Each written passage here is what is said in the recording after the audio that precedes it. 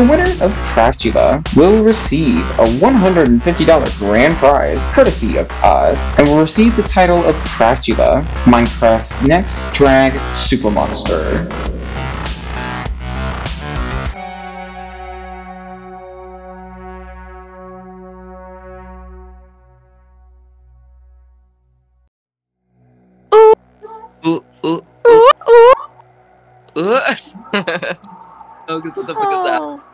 I would say this table looks so much smaller. Right. There's quite a big girl here that's taking up a lot of space. Oh God. Where is she? Oh, it's you.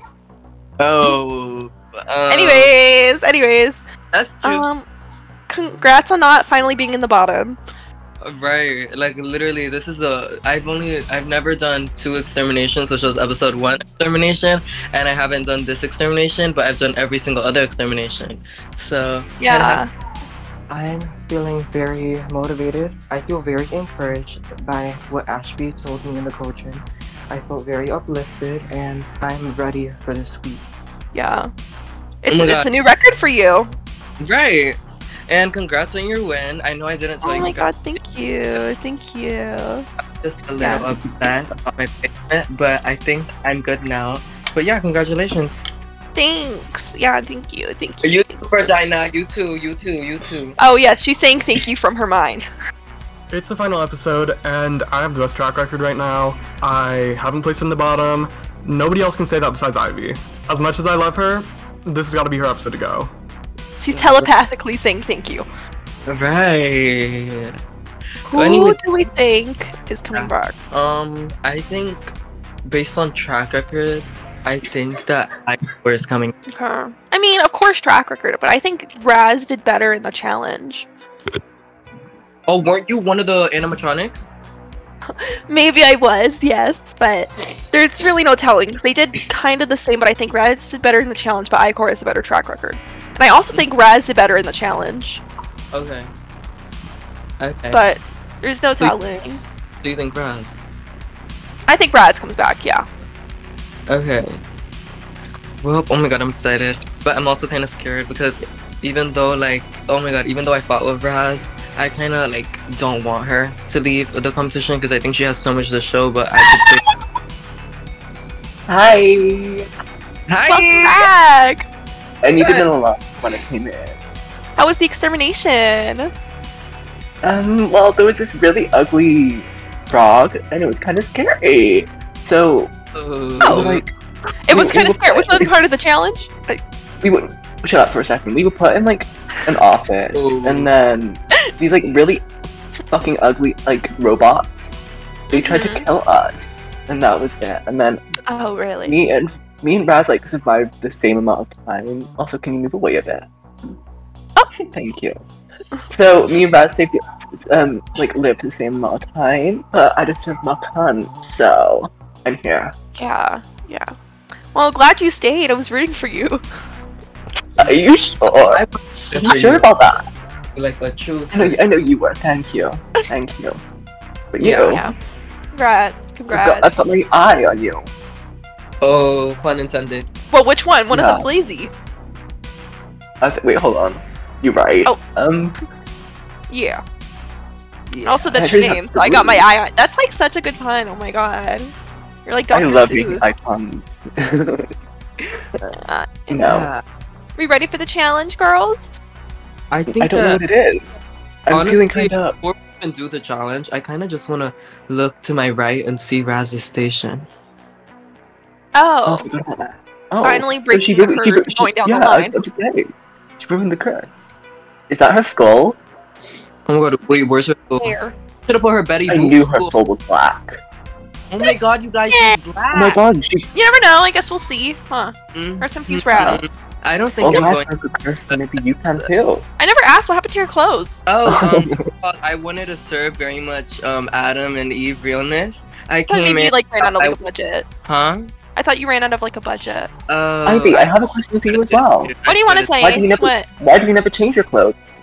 Oh, because I actually washed my clothes. So, I washed them, they're clean. And I know that peach dress smells like straight up shit. Actually, it's peach at. Get it right. Who? Oh. Never mind. You're Not so, you being you're the so fucking boring. irrelevant Peach.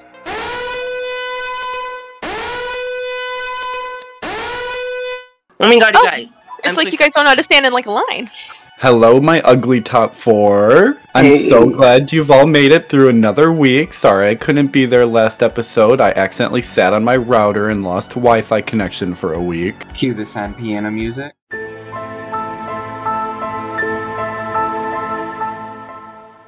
Oh, oh, Oh. That's oh. good of you.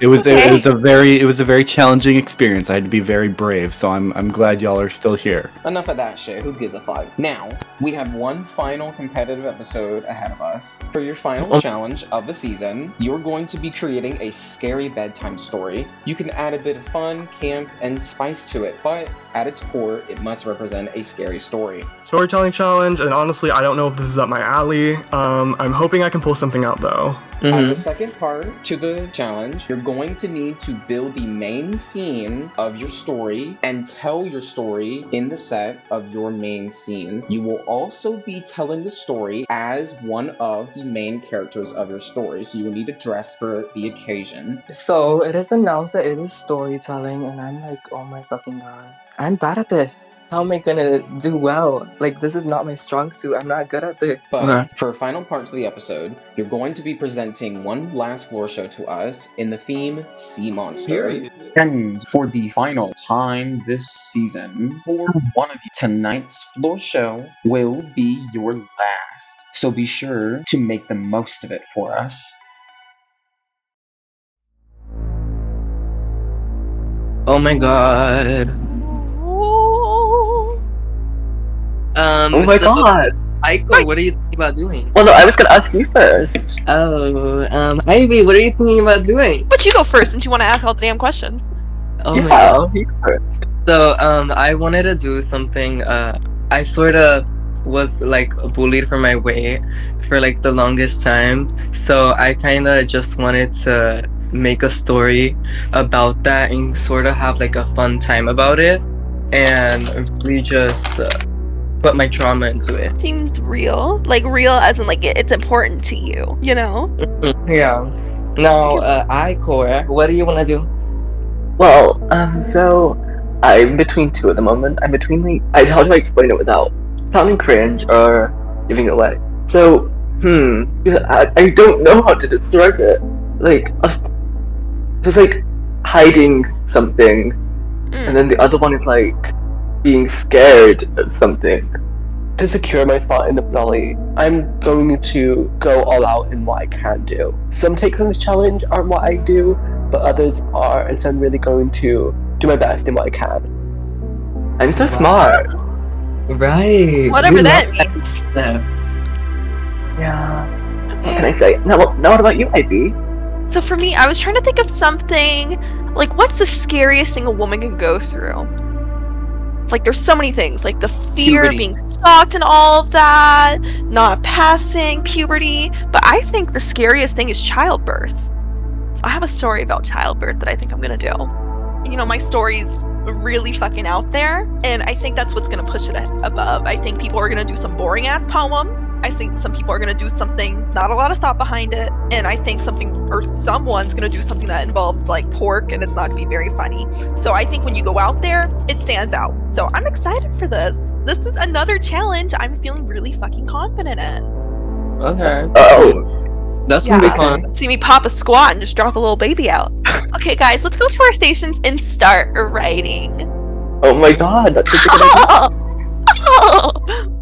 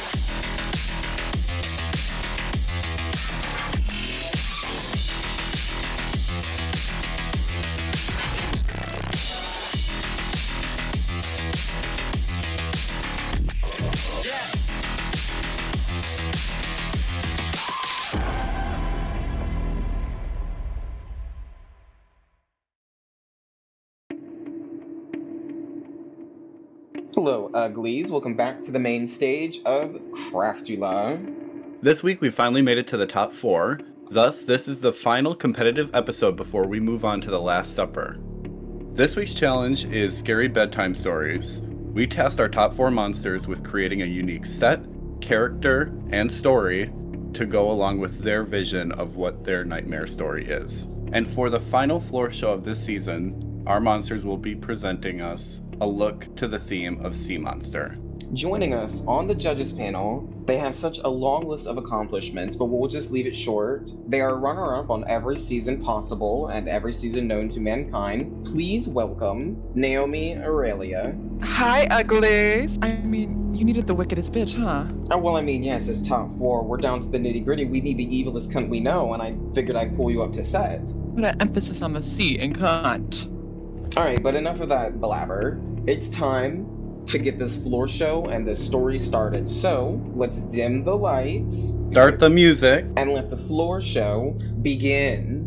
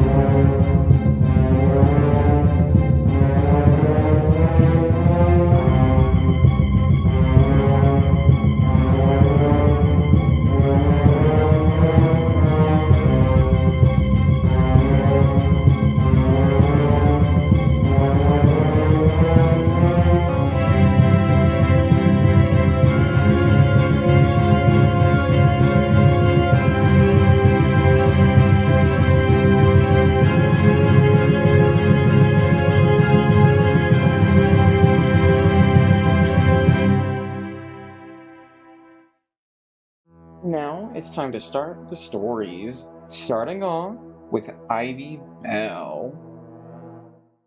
Come on, kids, gather around. Let me tell you all the story of how my vagina fell down. The story's about myself giving birth and bringing a new human into Earth. Before things in the story took place, I was a very young girl with a very beautiful face. I always made sure I looked nice and sweet, and men would love it when I would play with their meat. And I won't lie, I was quite the whore, and I would let almost any man through my front door. I would never let them in the back, because there was always a chance of a crap attack. Thought I met the man of my dreams named Chris, who always loved to dive deep in my abyss. And honestly, he was quite the sick fuck. His wife would always walk in like, damn, she's a cuck. We couldn't keep doing it at his house because we were tired of getting caught by his spouse. But this led to where we are now because I wasn't safe with my cash cow. I decided we should do it at my place, and when he came over, we went straight past second base. Me and Chris were having lots of fun, and I was playing with his sperm like a blowgun. Then I did something stupid. I went unprotected and sat on his dick and got injected. To a shock to us both, a baby started to grow, and I could sadly no longer be a hoe. I told Chris I wanted to be his main chick, so I went to his home and murdered his wife with an ice pick. How romantic. As time went by, I felt like things were to become easy, but it quickly changed to my whole body feeling wheezy. I started craving some strange appetites. You see my pet dog? I'm gonna give it a bite. Oh! Fuck you! Days got harder and all I wanted was my pussy ate. But I couldn't no longer because I was so overweight. Months later, my titties started to sag and my man hated me because my hormones made me into an angry old hag. Chris eventually left me and no one wanted to help. I might as well just kill myself!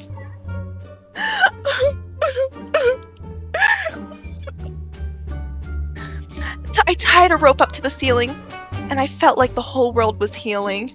And just as the rope was about to drop, I felt my water pop!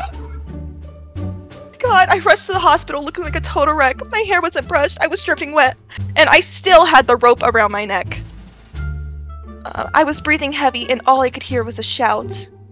And soon after, my baby ripped my vagina out! 18 reconstruction surgeries later, and I now live with my little baby, and all I want to do is sedate her.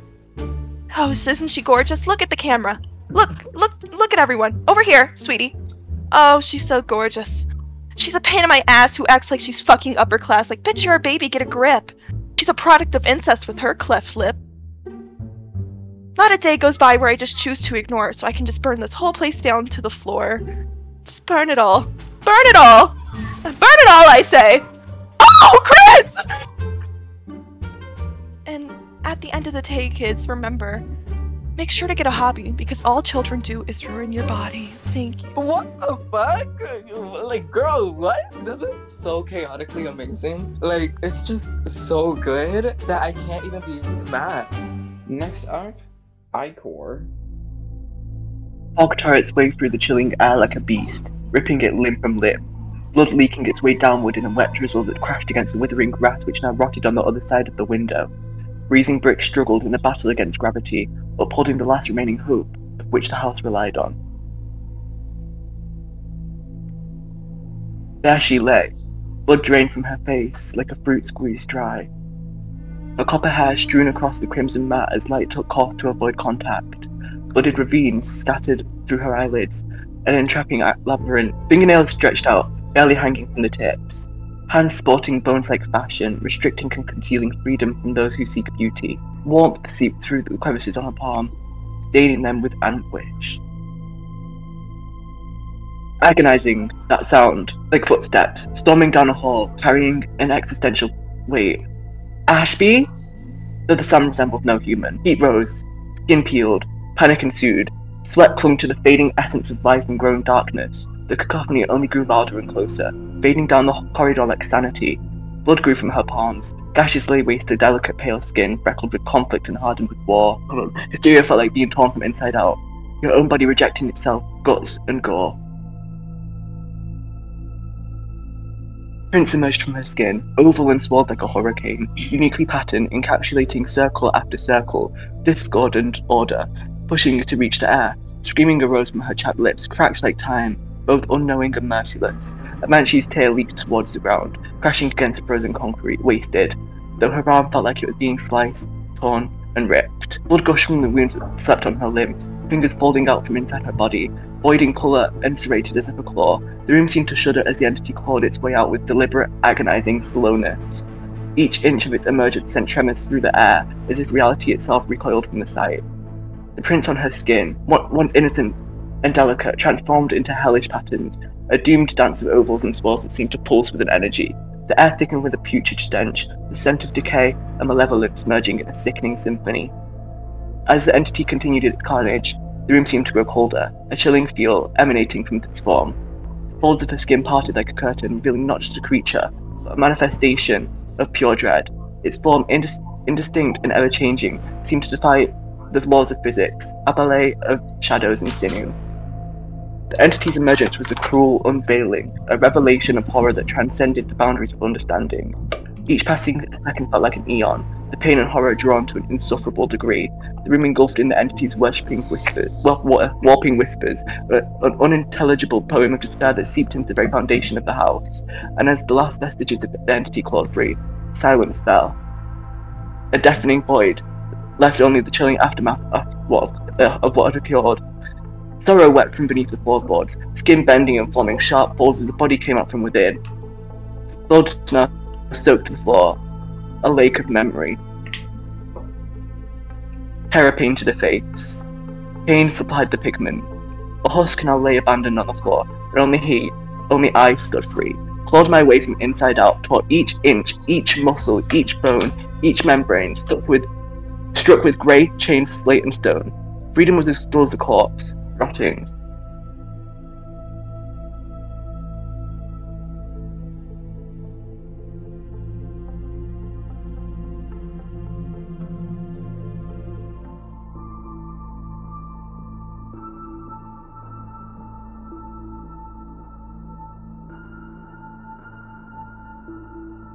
Next up, La Diablita.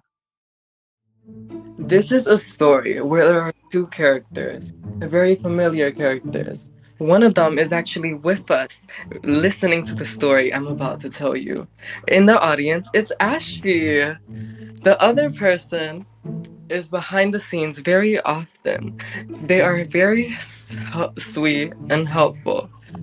Now, to start off the story, both characters are animals. Animals, I think, represent them both fairly well.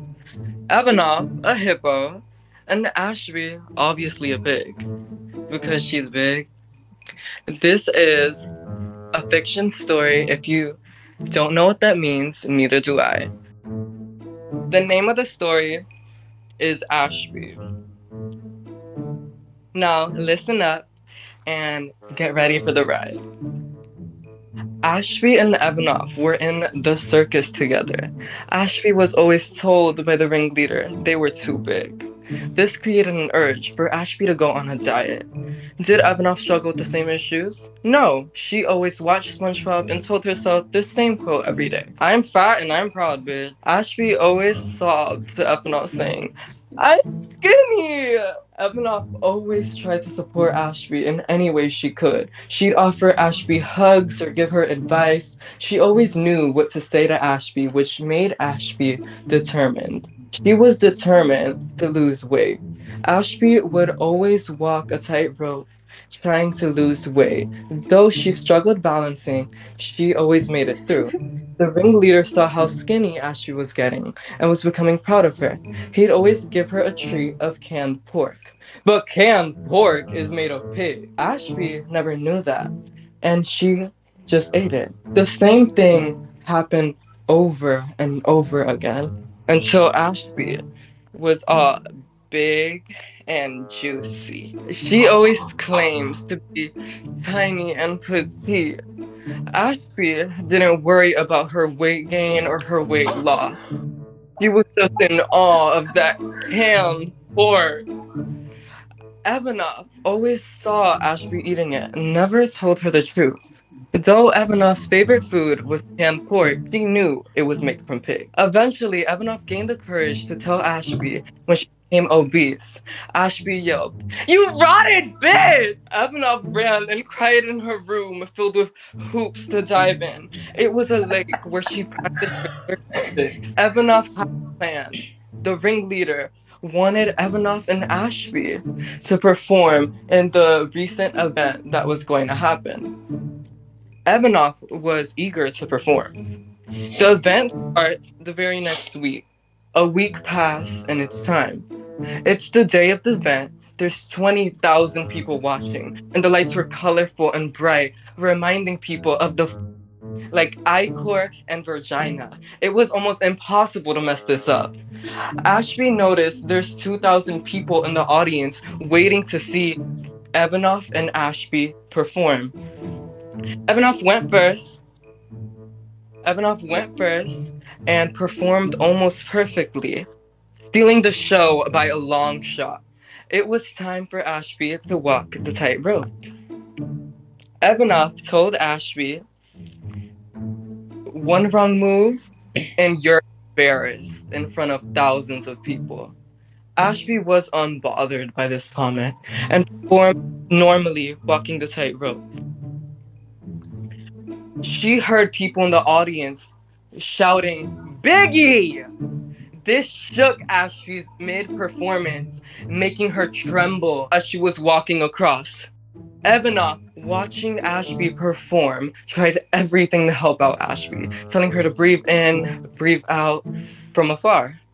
But Evanoff grabbed one of her hoops and chucked it at Ashby, making Ashby fall 80 feet from the tightrope. Burning her entire back, her skin from her back was ripped apart. I guess you can say she's wet, get it? The entire audience shamed Ashby for being a revolting pig, and she ran out the circus tent with the other audience members. The ringleader tried to convince people to stay, but they all left. Ashby was embarrassed by the whole situation, and she ran away again, like Big Bertha, shaking the whole ground, causing an earthquake to happen, and it broke the tires, making it fall on top of the ringleader. And when it fell on top of the ringleader, it broke his legs in the process. This infuriated the ringleader, and he was like, "I have a plan." Ashby was in her room, sobbing loudly. Evanoff saw Ashby crying and felt bad because she was the one who threw the hoop at her. Evanoff apologized to Ashby, and Ashby said, "I'm just a disgusting pig," and started tearing her skin apart. Evanoff comforted her in any way she could. Evanoff slept with Ashby to comfort her, and in the middle of the night, Evanoff is a heavy sleeper and didn't hear it. In the morning, Ashby wasn't there. Evanoff tried to ask the ringleader by attempting to make him fall down because his legs are broken. He was in crutches. The ringleader simply ignored Evanoff. Evanoff went to her room, and the only thing she found was a canned pork labeled Ashby. And last but not least, Regina. Born in the outskirts of Aurora, Tempest was raised in the scraps in a shack built out of shrapnel alongside her 7 siblings in order from oldest to youngest: Dorian, Calypso, Lucius, Equinox, Bruxo, and Seraphina. Her childhood had a sense of danger and deprivation. As tieflings, their family was looked down upon in society and forced into exile in lower roles in society. Tempest's father was a thief, making his living off of pickpocketing citizens and stealing items from merchants.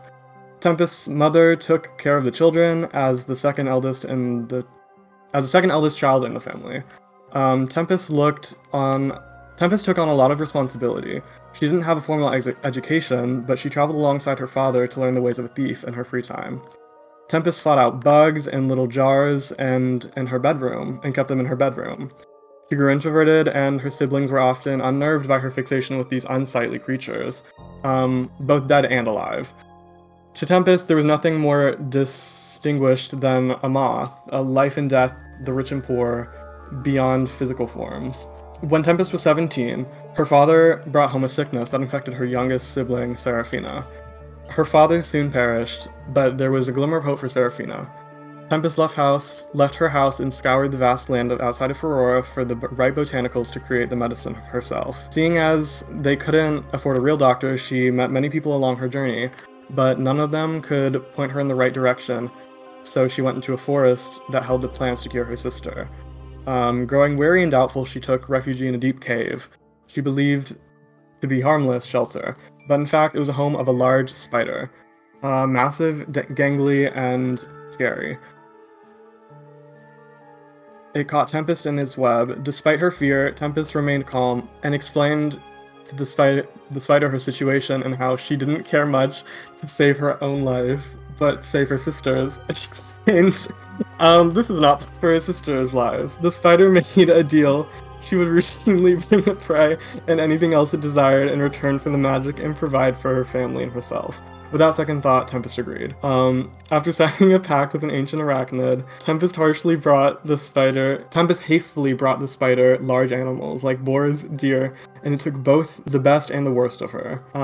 She grew a deeper connection to her bloodline and therefore her family, but also an apathy towards herself and the life that she's living. She felt disconnected between herself and the world around her, knowing that nothing was certain and everything was fleeting. She had an intense devotion to the arachnid deity that saved her life. It gave her purpose, so she poured herself into the hunt of the magic and the way that she could help this creature. In a sick way, it was a religion to her, and the animals she brought were worshippers by proxy. To love, to worship, is to be changed. Tempest grew as a person. Her family grew in stability as Seraphina's health finally restored. However, her pact with the spider still stood. As the winter months grew close, and for Aurora, the spider grew hungrier. It demanded bigger prey, something bigger with more drive of its own. Tempest knew what it was asking and what she had to do. She ventured into the city and looked to find the least offensive being there was, and she decided on a male gnome in tattered, mead-stained clothes. Judging by the smell of the vomit coming from him, she could tell he had a shattered spirit. By simply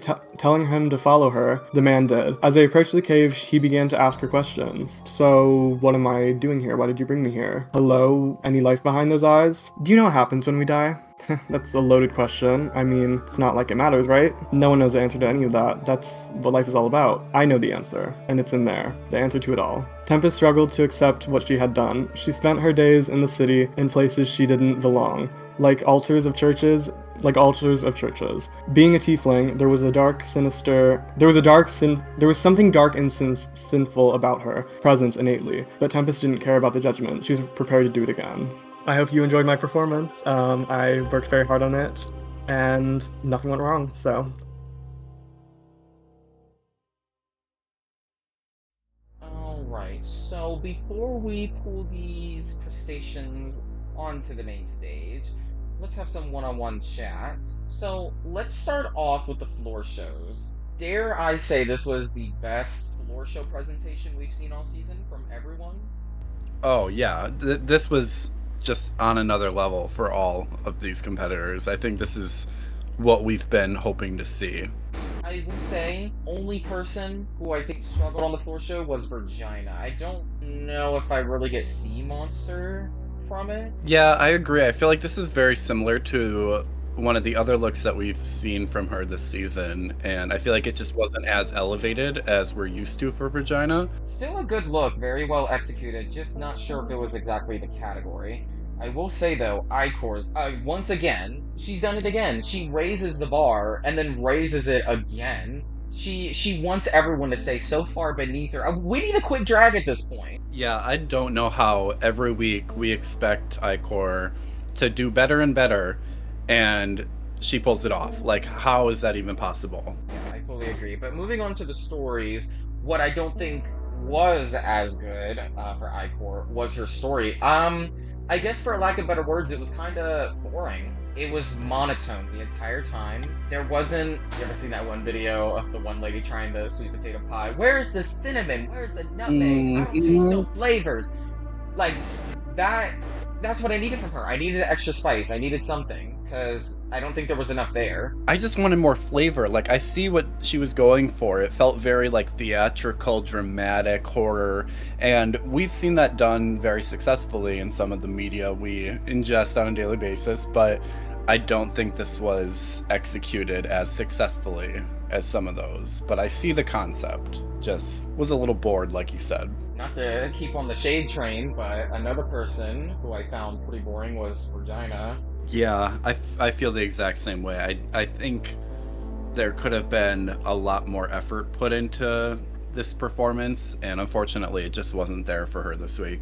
Well, I think we've had enough of some of the flops this week, so why don't we move on to someone who did pretty well in this challenge. Let's talk about Diablita. I'll start by saying, while I don't think this was a perfect performance by any means. It was dramatically better than the other two that we've talked about so far. I think the story was funny. There were bits that had me laughing. I think the only critique that I would have for it is just that it could have maybe been a little bit more rehearsed to keep it flowing better. But as a whole, I think she did a really good job this week. I agree, but keeping on the train of doing well, what's light years even better than everyone? I think we all know who flat out dominated this challenge. That was Ivy Bell. I did not expect that, and I'm here for it. It was filthy, it was horrific, but it was so funny. She kept us in with everything she said, and even during accidents when she caught her husband on fire, she still made it funny. Oh, that was phenomenal. Well, I think we've talked about these monsters enough. Let's get these flops and tops back in here and let the judgment begin. Welcome back, uglies. Hey. We've taken the time for some elaborate deliberation. Obviously, we're at the very, very end, and this is a very, very difficult competition. So, regardless of everything, I want to say I am very proud of all four of you. Seriously, this was a phenomenal run from all of you, and I can't emphasize that enough. Now, with all the sweet and nice stuff out of the way, I have one final question. Who does not deserve to make it to the finale?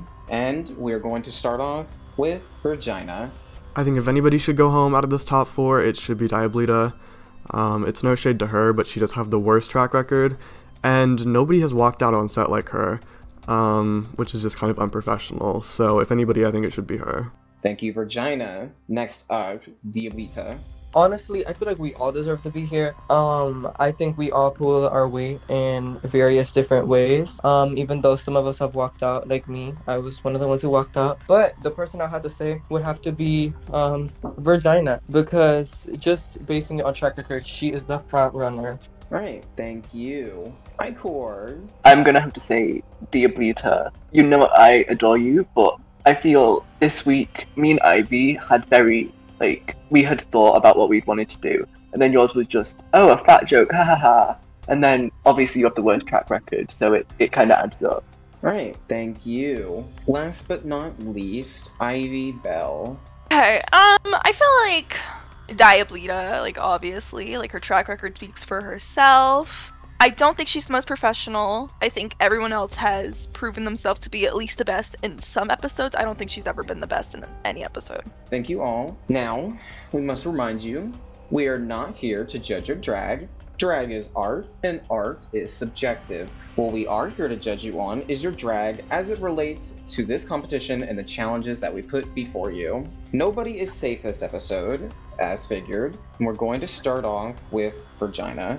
So for starters, I want to talk about this look right here. I think this is like really cool. It's like this, it's a little alien-esque, but I get like this kind of like crab motif. It kind of looks like a Dungeons and Dragons monster to me. I wish there was some sort of like more connection to the sea. I mean, I see a crab, but compared to everyone else, like I can tell that they're from the underwater while you could be from space for all I know. The writing itself was well done. I do feel like it felt a little rushed in parts, but overall it was okay. I think it got overshadowed. I think that's what it was for me this week. Similarly with your look, I feel like this is a nice look, and the problem for me is that we've seen you do a similar look before. Next up, Diablita. Okay, so I'll start with your story. I did like your story. It was funny. I wish I would have been included, but I will say you mentioned to us that it was based on personal trauma, so I want you to know that I'm not coming for that in any way, shape, or form. I'm glad you tried to incorporate that because it shows vulnerability. I'll say the comedy was good, and I was laughing at parts, but my one critique for the whole thing is just that it felt a little unprepared.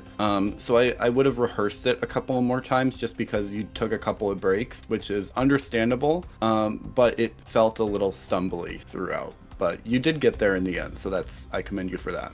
I think this runway look or this floor show look is so sickening. I really love like how scary and how detailed like the face is and the headpiece. And I think there should have been more contrast and more shades of purple because it all like blends together if I'm looking from back here. I also do think that there could have been some editing when it comes to like the placing of some of these like bigger like fins and scales, because I think like the ones that go across like your chest and your legs, I think they're a little randomly placed for my liking. But other than that, this is such a cool floor show look. Alrighty, moving onward to Icor. What I'm about to say is in no way meant to be shady towards anyone else or any other cast member because we've seen some exceptional looks this season, but dare I say this is the best look of the season. I'm so serious. This is phenomenal. The amount of detail on this and the fact that you stayed up all night making this. Yeah. You didn't even go to sleep to make this. I've still not slept. I cannot get over how amazing you look. Seriously. I can't emphasize that enough to you. Thank you. You went from a phenomenal promo and just elevating on that each week, and that's what I love. And now that we're at this top 4, you're like, I'm gonna show my best now, and I love that. Being told I look the best anybody has ever looked before, like twice, especially so close to the finale, is very nerve-wracking because if I flop even one look, I'm not winning. So with the story, it was less thrilling for me. I do want to commend you that it's very well written. Like the wording is very well done. You really put attention into like the tone of the story. The big thing for me is just that I didn't really get you in the story. There is an element of it that I can see a bit of you with the, you know, just with the tone of it, but I would have liked to see something a little more personal. Alright, and last but not least, Ivy Bell, your floor show, when you did the reveal and the lights went out and you started glowing and it was pitch black. Oh my god, I really can't emphasize enough. This is such a good look. When it comes to the story, I mean, you had us rolling. Obviously, I record, so I try to keep myself unmuted. I was trying so hard not to laugh. I don't know if it ever picked up, but I was like, I was on the verge of like just laughing out loud. It was so funny. It was so Ivy, and it was still a scary story. I mean, first of all, look at the look you were wearing. Scary. And at the end of the day, your story, I think this doesn't take away from anyone else. I think most notably had the most like scary and tension behind it being childbirth. It's something that is like, I wasn't expecting it, but here you weren't talking about childbirth in this funny, campy way, trying to keep yourself safe, for lack of other words, for those online, you know what I'm trying to say with that. And yeah, you were great this week. It's just another great week for you, seriously. Oh my god, thank you. Thank you. No, we're not having part 2, the Hex Hector Boogalooga remix, Now, obviously, this is the final competitive episode. A lot of thought was put into everything. Not just on our end, but y'all put a lot of thought into this week, seriously. And I cannot emphasize and stress it enough to you, no matter what happens tonight. We are so proud of each and every single one of you. You are all phenomenal. Regardless of if you might not like each other or whatever, that's a different story. You should all be proud of each other for showing stellar alternative drag in the first ever alternative Minecraft drag season. Seriously, finally a season for alternative drag, and y'all have done it so proud and so well. As the self-proclaimed first alternative artist, I'm very proud of all of you and very happy to have seen the growth from every single one of you. You all look phenomenal and you all did a stellar job this week. But you guessed it, it's a competition and we still have to give one of you the chop. Ivy Bell, could you please slither forward? I want to congratulate you for winning this challenge and earning a $10 cash tip courtesy of us. Oh yeah! Bitch, ecstatic. I'm so fucking happy with this shit. I think this is like my most deserved win. I think this is the best I've done this whole week. I actually have a good chance in this fucking finale now. I thought it was just gonna flop, but no, here we are. But I'm also delighted to let you know I want to reward you with something else. You are also up for extermination. You're dismissed to the cauldron. Wait, why is she up for extermination? I mean, her look was mid, but... Although we don't necessarily think you all did a bad job, your efforts weren't enough to gain the win. La Diablita, please slither forward. Phenomenal job this week, I cannot stress it to you enough. So I've decided to also reward you with being up for extermination. You were dismissed to the cauldron. So, I guess Diablita's Breakdown Part 3. I didn't get the win, and I'm told I'm up for extermination, and all I can think is, my time has ran out. But we all know I'm going home, anyways. Thank you so much!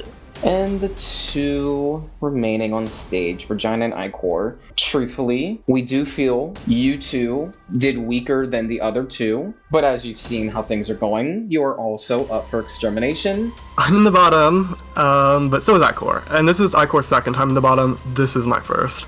I think it's pretty self-explanatory why I think she should go home, but she's also very fucking two-faced, so I wouldn't be surprised if that was a reason they sent her home, because who wants to crown that? And you are dismissed to the cauldron.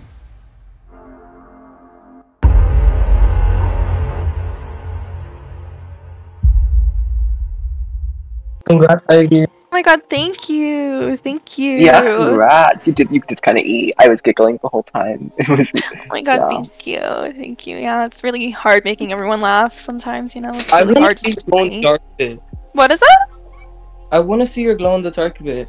Because they said Okay, you glow well, in the dark. it has to get like dark in here. It's kind of light. You gotta like, hold on. Maybe we can like. Oh, cut the lights. Cut the lights. But yeah, there it is. Okay, she'll just go. Thank you. Yeah, that was the best gag. Thank you. Okay, well, how's everyone feeling? Final four. Anyone scared? I was scared when I entered, because I thought, well, I was scared to begin with because I'm the one of the worst track record. Everyone said my name to go home. I just think that, yeah, that's why I was scared. And then when they announced you as the winner, I was like, period. Like, it's understandable why you won. I kind of expected myself to be high, but or the win. I don't know. I kind of just expected this week to be my last week, and now that I'm up for extermination, it kind of feels like I'm just gonna be eliminated on the spot. Like I won't even have a fair chance, cause you know, I have the worst track record. I don't even have a win. This is my last opportunity to get a win, and I didn't. And yeah. How did you feel with everyone saying your name? Did that upset you, or did you expect it? When she said it, I knew they were all gonna say me, because just based on oh my god, is it solely? Is solely like singular? Yeah, solely. Yeah. That. What's it called? That. It was kind of obvious. Like I was kind of the obvious pick. If you wanted to go for a safe route, you chose me. If you didn't want to go for a safe route, you would have chose somebody else. But you know. Okay, how about this? I actually have a question for you.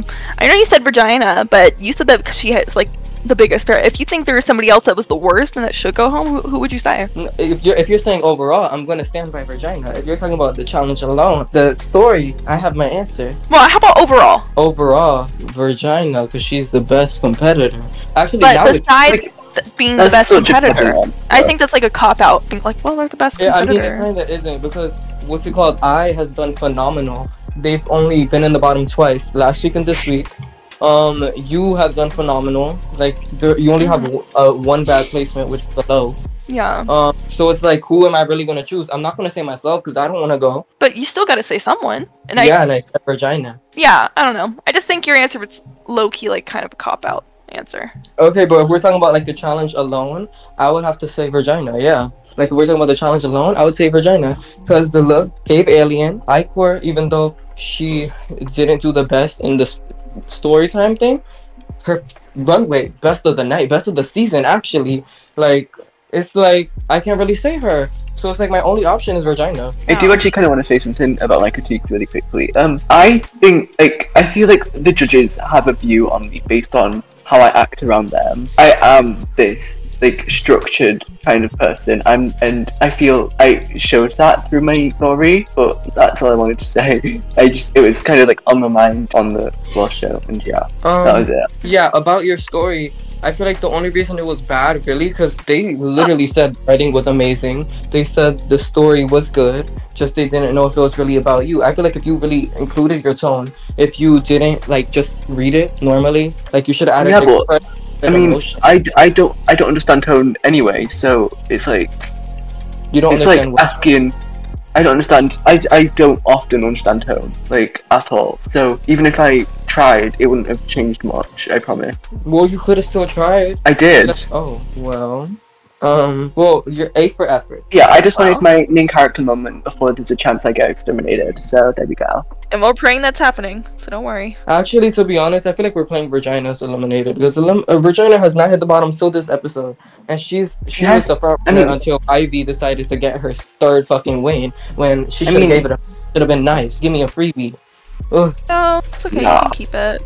They can both go. They can both go. But I don't even think, because remember when we're up for extermination, they consider what we did in the challenge as well. Like it really could any way, because they don't base it off a track record. They base I think the finale they base it off a track record as well, but I don't think like extermination. Finale is more so about overall how you did in the finale, and of course track record has a part. But if you like completely flop the finale, then then you're not winning automatically. Yeah. Yeah. So I mean, I would just try to stay positive, because remember you have done exceptionally well. So what if I were you? What I would do when because we're all going into the extermination together. Put that anger you have of them not seeing, like you know how you were talking about how that your story was like you, but they didn't see that. Put that anger that you have into the extermination. Even if I was upset with their critiques, I'd still try 100% anyway, because I've been doing this for a year at this point, and I've never like had a competition where I felt like I can be me and still have a good chance. And so just the fact that I can be here is enough for me to fight harder than anybody else. I just feel like if any of us get exterminated at this point, we had an amazing run, and at least we're going home looking pretty.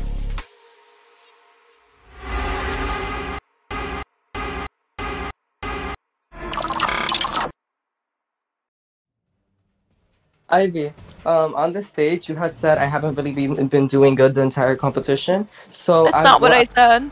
I said you've been doing fine, but I didn't say you haven't been doing good. I just said you haven't been the best in any episode. I look over to my left and I see disaster. I see zebra and I'm like, sea creature? Where? Zoo animal? For sure. I feel like me personally, I feel like I did better than you in the Monsters of Rock.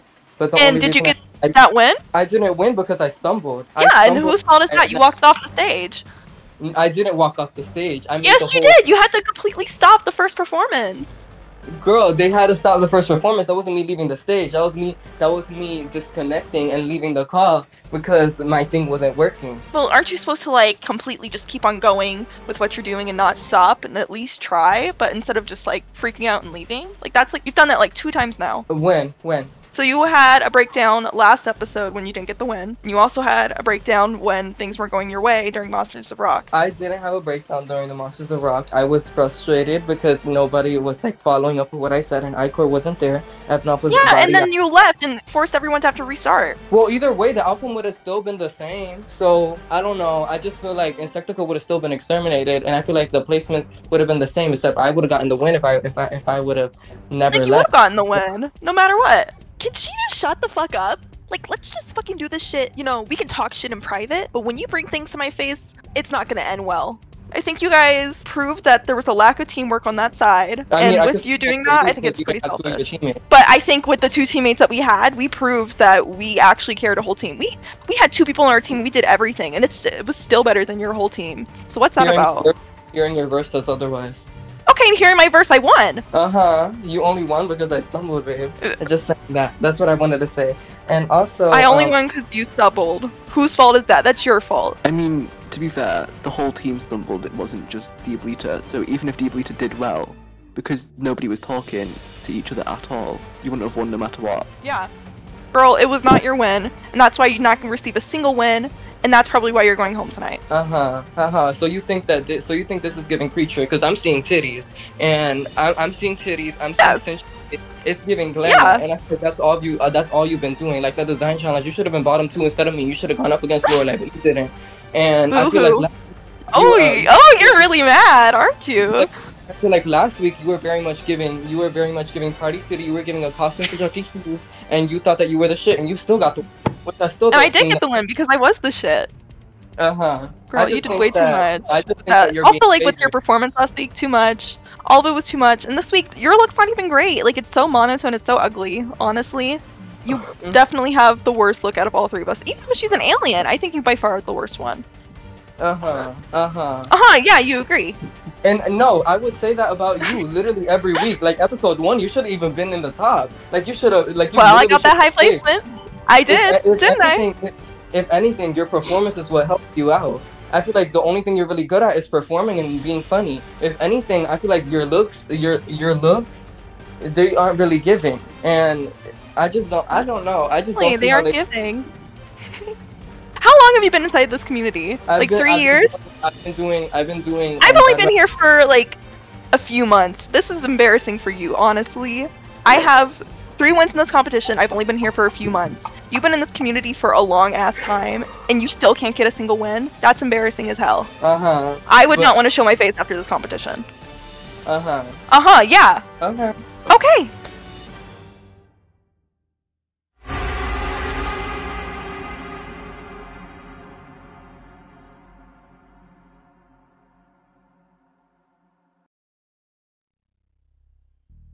This.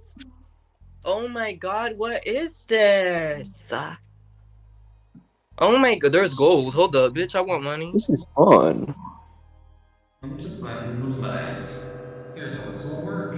You'll click a button and it'll randomly take away some of your health. But, on the bright side, there are some buttons that give you health that could help save you last minute. We'll go in the order of Ivy as the winner of the challenge, Diablita, followed by Regina and Icor. Good luck, Uglies.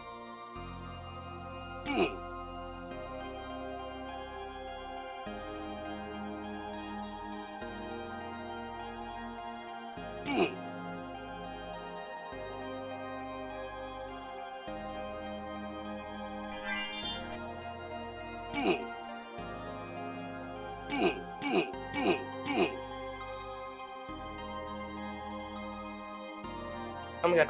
Okay, so I'm gonna do the one next to Ashby because I think she brings bad luck, but I'm gonna pray she gives me good luck.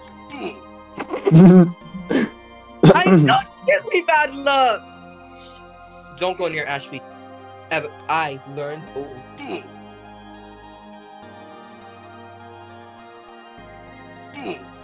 Are gonna be bad. If I die, okay? If I die, okay? Tell my mom that, I love her, and then tell Ashby that she's a ratted cunt. Okay.